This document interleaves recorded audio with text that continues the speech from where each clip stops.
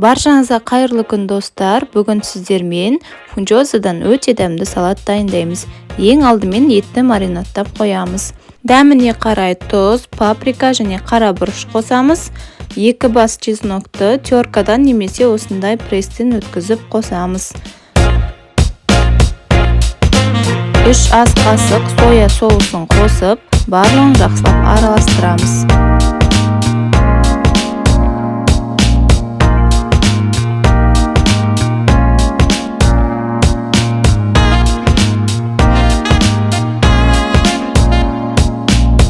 Бетін жауып, жарты сағатқа қалдырамыз.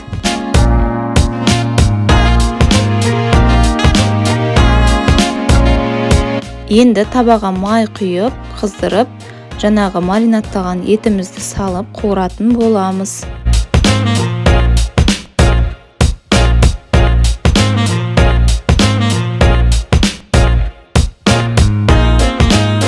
Міне біздің етіміздің сөлі шықты. Енді етті піскенше қуырамыз. Егер сөлі азайып кететін болса, онда кішкене су құйып пісірсеңіздер болады. Қақпағын жауып 15-20 минуттай пісіріп аламыз. Жарты сағаттай маринадталғандықтан және менде жылқының еті болғандықтан менің етім өте тез пісті.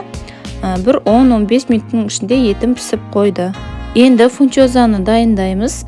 Ол үшін бізге қайнап жатқан ыстық суға кішкене фунчозаның керек бөлігін ғана саласыздар.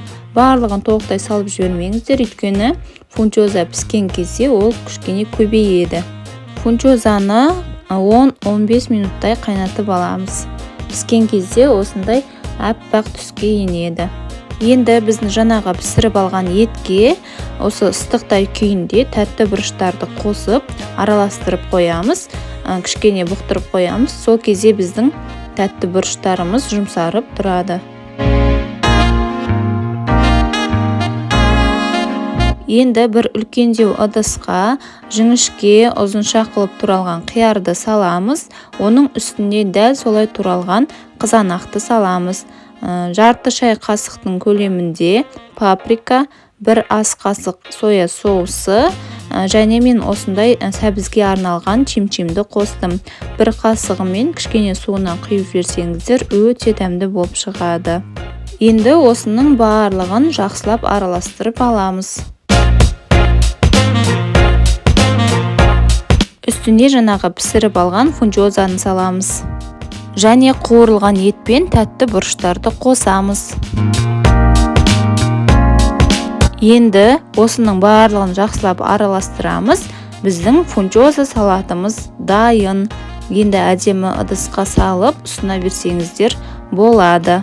Міндетті түрде жасап көріңіздер, өте дәмді болып шығады. Өте тойымды салат. Достар, сіздерге рецепт ұнаған болса, менің каналыма қолдау білдіріп, тіркеліп алуларыңызды өтінемін. Видеоны соңына дейін көргеніңіз үшін рахмет. Келесі кездескенше сіздермен болған Нұрзат.